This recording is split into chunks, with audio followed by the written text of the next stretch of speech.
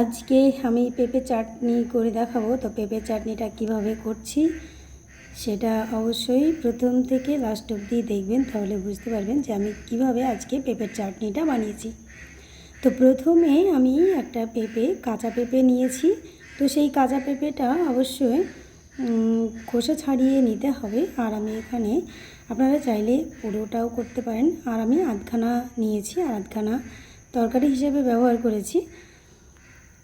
তো এখানে এইভাবে ব্লেন্ডার দিয়ে পাতলা করে কেটে নিয়েছি। তো কেটে নেওয়া হয়ে গেছে।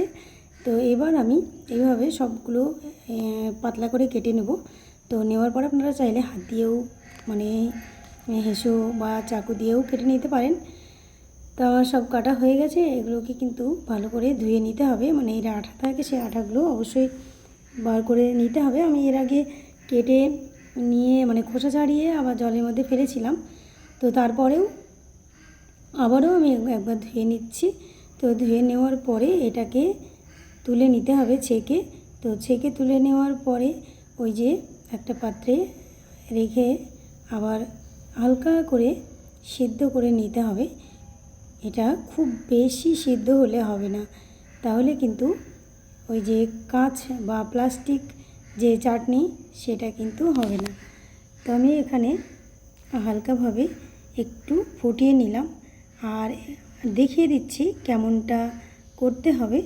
তো এটা আমি একটা তুলে নিচ্ছি। নেওয়ার পরে এভাবে প্রচণ্ড গরম কি বলবো, তো এভাবে একটু টিপে দেখে নিচ্ছি যে নরম হয়ে গেছে, তার মানে এটাকে আর সিদ্ধ করার প্রয়োজন নেই। তো এটা জল ঝরিয়ে আমি রেখে দিলাম। তো দেওয়ার পরে আমি অন্যদিকে কিভাবে এই চাটনিটা বানাবো অবশ্যই দেখুন। তো প্রথমে আমি আবারও একটা পাত্রে জল দিয়েছি। জল দেওয়ার পরে অবশ্যই এখানে চিনি ব্যবহার করতে হবে। তো চিনির রসটা আগে তৈরি করে নিতে হবে, তাই চিনিটা আমি দিয়ে দিলাম। তো শুধু চিনি দিলেই হবে না, তার সঙ্গে আরও কি কি অ্যাড করছি সেগুলো অবশ্যই দেখুন, খুব ভালো লাগবে আর আপনারাও বাড়িতে বানিয়ে ফেলুন। তো আমি এখানে চিনি তো দিয়েছি, তার সঙ্গে স্বাদ মতো লবণ আর এলাচ গুঁড়ো, সঙ্গে কাজু বাদাম কিশমিশ এগুলোকে একটু ভালো করে ধুয়ে নিয়েছি। ধুয়ে নেওয়ার পরে ওই রসের মধ্যে দিয়ে দিলাম।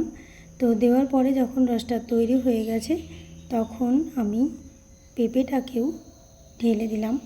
তো ঢেলে দেওয়ার পরে একটু ফুটিয়ে নেব। তাহলে ফুটিয়ে নেওয়ার পরে ওই যে ভিতরে মিষ্টিটা প্রবেশ করবে। তো এইভাবে করে নেওয়ার পরে লাস্টে কি দিচ্ছি অবশ্যই দেখুন, তা নইলে কিন্তু ভালো লাগবে না। তো এই যে লেবু, এটা হচ্ছে কাগজি লেবু। তো কাগজি লেবু এখানে একটা বা দুটো ব্যবহার করতে হবে, পুরোটাই রস নিয়ে নিতে হবে। তো আমি এখানে একটা বাটিতে রসটা চিপে নিলাম, নিয়ে আপনাদের দেখাচ্ছি যে কতটা রস হয় একটা লেবুতে। তো এই লেবুর রসটা হওয়ার আগের মুহূর্তে, মানে নামানোর আগের মুহূর্তে এটাকে দিয়ে কিছুক্ষণ রেখে নামিয়ে নিতে হবে। তাহলেই হয়ে গেল পেঁপের চাটনি বা প্লাস্টিক চাটনি বা কাঁচ প্লাস্টিক যে যাই বলুন। তো এই রকমভাবে আপনারা চটপট বানিয়ে ফেলুন, দেখুন খুব সুন্দর লাগবে। আর চাটনিটা শুধু একদিনের জন্য নয়, এটা মাঝে মাঝে জাল দিয়ে অনেক দিনই খাওয়া যেতে পারে। আমার তো খুব ভালো লেগেছে, আপনারাও বানিয়ে ফেলুন, দেখুন আপনাদেরও ভীষণ ভালো লাগবে। আর ভিডিওটি কেমন লাগলো অবশ্যই বলতে ভুলবেন না। পরবর্তী ভিডিওগুলো দেখার জন্য অবশ্যই আপনাদের কাছে অনুরোধ রইল। ভালো থাকবেন, সুস্থ থাকবেন। আবারও আসছি অন্য ভিডিওতে।